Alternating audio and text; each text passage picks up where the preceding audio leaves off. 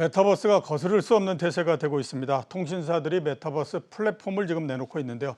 뜨거운 경쟁이 벌어지고 있는 통신사들의 메타버스 진출 사항에 대해서 알아보도록 하겠습니다. 김현영 현대차증권 연구원 화상으로 연결돼 있습니다. 예, 나오셨습니까? 예, 안녕하십니까? 예, 안녕하십니까? 자, 먼저 SK텔레콤이 새로운 메타버스 플랫폼인 이프렌드 출시를 한다고 합니다. 네. 이프렌드의 특징을 좀 먼저 말씀해 주시겠습니까? 우선 이제 이프렌드라는 이제 메타버스 플랫폼이 이제 출시가 되었고요.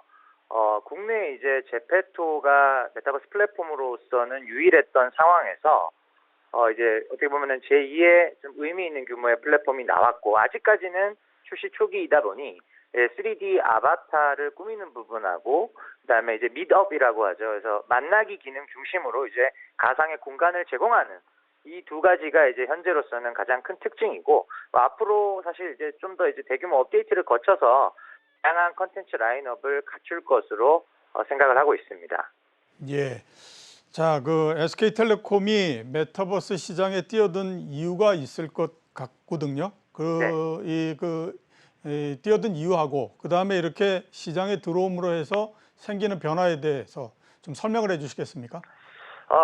일단은 이제 통신사들이 메타버스에 뛰어드는 이유는, 일단은 이제 시장의 성장성 자체가 올해로 이제 불과 4조 5조 원 규모에 달할 것으로 예상되는 메타버스 시장이 불과 이제 2030년이면 거의 이제 1,700조, 매년 2배씩 올라가야만 그 숫자에 도달할 수 있거든요. 그 정도로 메타버스 플랫폼 하나를 통해서 기존의 이제 유튜브나 페이스북, 인스타그램에서 하던 행위들을 사실은 올인원 플랫폼의 개념으로 할 수 있는 게 이제 메타버스입니다. 그리고 또 통신사들이 또 특히 열을 올리는 이유는 이 메타버스 플랫폼 자체가 또 하나의 어떤 과금 구조를 만들어낼 수 있고, 또 5G의 보급을 적극적으로 추진하는 과정에서 본다면 5G의 대표적인 어떤 킬러 서비스의 하나가 될 수 있다는 점에서 자기들이 운영하고 있는 5G 서비스의 그 컨텐츠 또는 서비스의 내재화, 이 관점에서도 통신사들이 공격적으로 투자를 할 수밖에 없는 그런 이유에 해당합니다. 2030년도까지 메타버스 시장이 1,700조 정도로서 늘어나고, 그렇게 되다 보니까 또 통신사들 같은 경우에는 5G의 주요 핵심 서비스가 될 걸로 보이기 때문에 적극적으로 뛰어들고 있다, 이렇게 말씀을 해주셨고요. 자, 그렇게 되다 보면 자연적으로 SK텔레콤의 주가나 이런 쪽에도 상당히 영향을 줄 걸로 보이는데, 이런 영향은 지금 우리가 어떻게 봐야만 될까요? 일단은 이제 SK텔레콤의 지금 이제 석 달 앞으로 인적 분할 거래 정지가 이제 다가온 상황이고요. 그 거래 정지 시점인 이제 3개월 정도의 투자 시기로 본다고 하더라도 주가 자체는 한 40만 원을 향해서 점진적으로 좀 우상향을 예상을 하고 있습니다.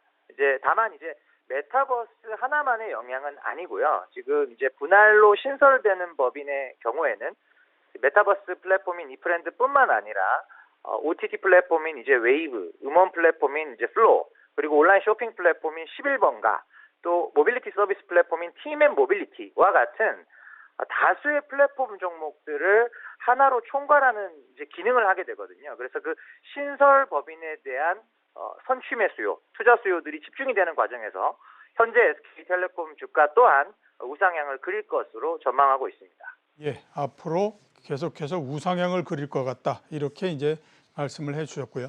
여태까지 SK텔레콤을 주로 이제 저희가 들어봤는데요. 다른 통신사들 같은 경우에는 지금 어떻게 메타버스 쪽에 대비를 하고 있습니까? 우선은 이제 KT 같은 경우에는 최근 이제 KT로서는 굉장히 활발한 행보를 보여주고 있고요. 그래서 미디어 쪽 서플라이 체인에 있는 이제 자회사들을 수직 계열화를 완료를 했습니다. 다만 이 부분이 이제 메타버스 향 컨텐츠를 이제 만들어서 공급할 수 있는 역량을 갖추는 데는 상당히 도움이 되고 긍정적인 기능을 제공을 하지만, 이제 메타버스 그 자체는 아니다라는 점에서 KT는 일단은 이제 백그라운드는 갖췄고, 아직은 이제 플랫폼은 준비 중인 그런 상황으로 보시면 될 것 같고요. LG U+의 경우에는 아직은 직접적으로 어떤 메타버스 콘텐츠나 또는 메타버스 플랫폼을 준비하는 것은 현재로서는 없는 상황입니다. 현재로서는 아직까지는 없는 상태다. 결국 보면 SK텔레콤이 가장 앞서서 지금 가고 있다. 이렇게 이제 볼 수 있을 것 같고요. 네. 총괄해서 한번 좀 여쭤보도록 하겠습니다. 잠깐 말씀을 하시기는 하셨었는데 앞으로 메타버스 시장에 대해서 어떻게 전망을 하고 계십니까?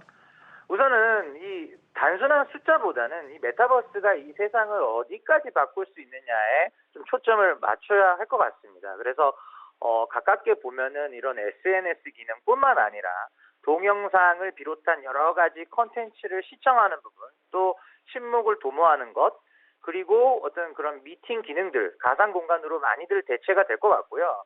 또 엔터테인먼트 산업, 패션, 유통, 그 나아가서는 사실 어떤 선거 활동이나 정치 분야죠. 그리고 사회 운동과 같은 것들도 메타버스 공간 안에서 훨씬 더 효율적으로 글로벌 동시다발 확산이 가능하기 때문에 사회 전반적인 영역에서 속도의 차이는 있겠지만 이 메타버스가 상당히 중요한 어떤 축을 담당하게 될 것으로 예상이 됩니다.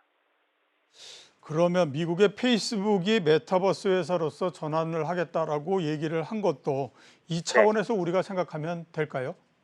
맞습니다. 왜냐하면 이제 제가 중간에 잠깐 말씀드렸다시피 메타버스 플랫폼의 초고 성장을 보는 이유 중에 하나가 유튜브, 페이스북, 인스타그램의 기능을 한 곳에서, 즉 속된 말로 대체한다라는 거거든요. 요약하자면. 그래서 대체하는 개념에 들어가기 때문에 기존 플레이어였던 페이스북 입장에서는 빠르게 메타버스로 전환하지 않으면 언제 위기가 찾아올지 모른다라는 그런 선제적 대응의 발로가 지금 이제 호라이즌을 비롯한 자체 메타버스 플랫폼을 구축하고 또 이와 관련해서 대규모 인력 및 설비 투자를 하겠다라고 CEO가 계속 밝히고 있는 가장 중요한 배경이 바로 이런 이유 때문입니다. 예. 결국 앞으로 지금 얘기되고 있는 메타버스가 앞으로도 굉장히 오랜 시간 동안에 걸쳐서 시장을 전체적으로 지배하는 형태가 되지 않겠느냐, 이렇게 우리가 정리를 해볼 수 있지 않을까라는 생각이 듭니다. 자, 또 그 다음 주제를 한번 좀 여쭤보도록 하겠는데요. 온라인 동영상 서비스에 관해서입니다. 지금 SK텔레콤의 웨이브가 넷플릭스를 굉장히 빠르게 추격을 하고 있는 그런 그 상태인데요. 우선 웨이브 콘텐츠의 특징은 어떤 게 있다라고 지금 보십니까? 우선은 웨이브는 이제 SK텔레콤이 최대 주주로 있고 나머지 지분을 지상파 3사가 동등하게 들고 있는 형태입니다. 그러다 보니 지상파 3사의 드라마와 예능 콘텐츠에 상당히 강하고요. 업계 1위인 넷플릭스 한국법인하고 비교를 해서 말씀을 드려보면은 예능 쪽에 좀 특화된 강점이 있다라는 게 첫 번째고, 또 하나 국내 OTT 플랫폼으로서는 굉장히 많은 해외 드라마 라이브러리를 가지고 있고요. 총 한 1000여 편의 해외 드라마 라이브러리를 현재 가지고 있고, 또 최근에 이제 HBO와 1년 독점 공급 계약을 맺으면서 넷플릭스와는 다른 해외 콘텐츠를 공급할 수 있다라는 측면에서 상당한 이제 경쟁력을 확보한 것으로 평가할 수 있겠습니다. 예. 자, 그 웨이브로 그 대표되는 국내 토종 그 온라인 동영상 서비스가 과연 이제 넷플릭스를 넘을 수 있을 것인가 하는 거를 한번 좀 여쭤봐야 되겠는데, 그 전에 한번 이 질문을 먼저 드리도록 하겠습니다. 넷플릭스의 국내 지금 성장세 자체가 어떤 상태입니까? 시장에서는 좀 주춤하고 있다라고 얘기하는데 어떤 상태인가요? 사실 이제 작년까지는 매년 한 7~80%씩 매출이 증가해 왔고요. 작년 연간 매출 기준으로 4,200억, 그리고 전체 한국 OTT 매출 기준으로는 50% 가까이 시장 점유율을 차지하면서 그야말로 이제 무소불위의 기세로 작년까지 왔고요. 다만 올해 들어서 최근에 넷플릭스 2분기 실적 발표에서도 분위기를 감지할 수 있었듯이 유료 가입자 수의 증가세 자체는 좀 빠르게 되고 있고요. 한국의 경우에는 연초에 1,000만 명의 월간 활성 이용자 수를 기록한 이래 고점 대비로는 한 15%에서 20% 정도 하락세를 지금 경험하고 있는 상황입니다. 하락세를 지금 보이고 있다. 자, 그러면 국내의 그 토종 온라인 동영상 서비스 회사들, OTT 회사들이 과연 이제 넷플릭스를 역전할 수 있을 것인가? 지금 찬스를 잡은 건가라는 것이 궁금할 수밖에 없거든요. 그렇죠. 어떻게 전망하십니까? 우선은 이제 국내 OTT들이 해외 넷플릭스랑 또 뭐 9월 말이나 4분기께로 한국 진출이 예상되는 디즈니 플러스와 같은 큰 체급의 플레이어들과 경쟁하기 위해서는 최소한 연간 2~3천억 원 이상의 오리지널 콘텐츠 투자가 수반되어야만 합니다. 그러면 이제 뭐 쿠팡 플레이나 웨이브나 티빙이나 뭐 여러 가지 국내 OTT들 중에서 계획된 투자 발표를 기준으로 연간 2천억 이상을 만족시키는 OTT 플랫폼은 현재로서는 웨이브밖에 없다는 것이죠. 그래서 분명 넷플릭스가 주춤한 틈을 타서 국내 OTT만의 강점인 로컬 컨텐츠들 그리고 넷플릭스가 수급할 수 없는 해외 컨텐츠를 가져옴으로써 충분히 경쟁력 요건은 갖춘 것으로 평가가 되고요. 이런 투자 요건까지 구비를 해서 봤을 때 웨이브의 경우에는 넷플릭스나 디즈니 플러스와 충분히 싸워볼 만한 체력을 갖추고 있다. 이렇게 말씀드리겠습니다. 예, 웨이브는 넷플릭스나 디즈니 플러스와 경쟁할 수 있는 체력을 가지고 있다. 이렇게 말씀을 해주셨고요. 자, 그러면 지금 성장성이 꺾이고 있는 넷플릭스 같은 경우에는 어떤 전략을 갖고 가고 있습니까? 뭐 게임으로 도약을 모색한다 이런 얘기들도 있던데. 맞습니다. 그래서 실제로 넷플릭스가 이번기 실적 발표에서도 밝혔다시피 게임 쪽에 대한 어떤 플랫폼을 넷플릭스 유저들로 하여금 이제 추가적인 과금 없이 이용할 수 있게끔 하겠다 이렇게 지금 얘기를 한 상황이고요. 이 부분은 이제 기존 유료 가입자들에 대한 락인 효과라고 하죠. 그대로 플랫폼을 잔류시키기 위한 그런 이제 당근책으로서 게임을 제시한 상황이고 유저들 입장에서는 동영상 컨텐츠뿐만 아니라 게임까지 한 곳에서 즐길 수 있기 때문에 아주 장기적으로는 약간의 요금 인상 요소가 없다고 하기는 어렵겠습니다만 기본적으로 여러 가지 멀티플 컨텐츠를 하나의 플랫폼에서 제공하는 것이 어떤 플랫폼의 여러 가지 OTT 플랫폼들의 트렌드가 되지 않을까라는 생각입니다.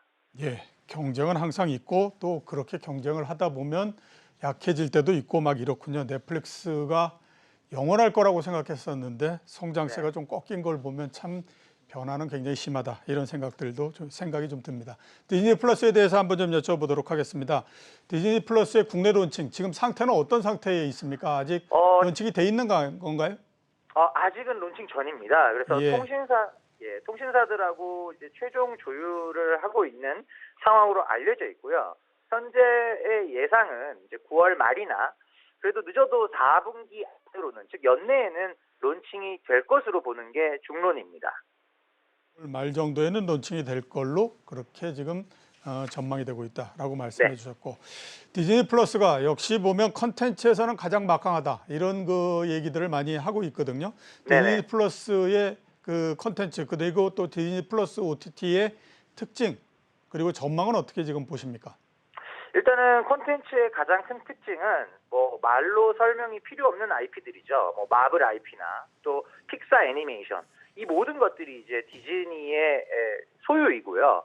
또 디즈니가 소유하고 있는 또 지상파나 케이블 방송사들에서 공급되는 드라마나 예능 이런 콘텐츠들을 이제 디즈니 플러스를 통해서 즐길 수가 있고 지금은 이제 코로나 영향으로 인해서 영화관 시장, 박스오피스 시장이 지금 많이 침체되어 있는 상황이지만 디즈니가 20세기 폭스를 인수함으로써 전 세계 영화 시장에서 3분의 1의 영향력을 차지를 하고 있거든요. 그래서 막강한 IP 파워 그리고 친숙한 컨텐츠 라인업 이 두 가지 특징이 이제 가장 디즈니 플러스를 잘 설명하고 있고요. 또 국내에 또 들어오는 데 있어서의 특징은 이미 두세 편 정도의 텐트폴 드라마 라인업을 확정을 지어뒀다라는 것이죠. 그래서 일단은 경쟁 상황은 이제 론칭 이후를 조금 더 살펴봐야겠습니다만 기본적으로는 이제 넷플릭스에 버금가는 그런 플랫폼이 국내에 하나 더 들어온다 이렇게 생각을 하시면 될 것 같습니다. 네, 넷플릭스에 대응할 수 있는 넷플릭스만큼의 또 하나의 플랫폼이 들어온다 이렇게 말씀을 해주셨고요. 자 그렇게 되다 보면 국내 OTT 시장에도 상당한 변화가 있을 걸로 그렇게 생각이 되고 있거든요. 디즈니 플러스가 들어오면서 국내 시장은 어떤 영향을 받을 걸로 보십니까? 일단 이제 경쟁은 치열해질 수밖에 없고요. 다만 이제 시장 관점에서 보면 아직까지 우리나라의 유료 OTT 가입자 수는 약 900만 명 정도로 한국 인구 대비로는 이제 한 20%가 아직은 채 되지 않는 상황입니다. 즉 전방 산업의 성장성은 여전히 여력이 많이 남은 상황이다라는 부분은 다행인 점이고요. 디즈니 플러스가 들어오게 되면 아무래도 해외 컨텐츠들이 주력이고 그러니까 텐트폴 드라마 라인업을 말씀드리긴 했습니다만 아직까지는 국내 컨텐츠는 상당히 제한적인 라이브러리를 가지고 시작을 할 수밖에 없거든요. 그러다 보니 넷플릭스가 받는 상대적인 영향이, 그러니까 디즈니 플러스 진출로 인한 부정적인 기존 플레이어들에게 있어서 어떤 경쟁 강도 강화를 본다면 넷플릭스가 영향이 더 클 것 같고요. 웨이브를 비롯한 국내 OTT는 영향이 없진 않습니다만 넷플릭스 대비로는 조금 타격은 적을 것 같다. 이렇게 말씀을 드리겠습니다. 예, 알겠습니다. 자, 연구원님께서 숨겨진 플랫폼주를 선취 매매해라 이렇게 이제 말씀을 하셨거든요. 네. 숨겨진 플랫폼주 어떤 것들이 있고 어떤 기업에 주목을 해야 할까요?